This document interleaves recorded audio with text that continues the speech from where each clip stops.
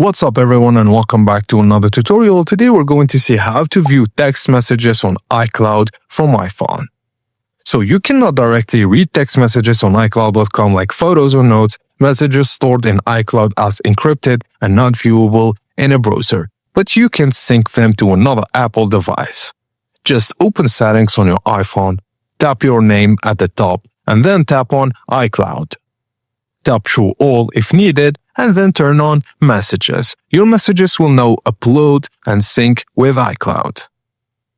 Sign in using the same Apple ID on another iPhone, an iPad, or a Mac. Keep Wi-Fi enabled and messages will automatically sync. Now to see iCloud messages on Mac, just open the Messages app, click Messages, and then select Settings.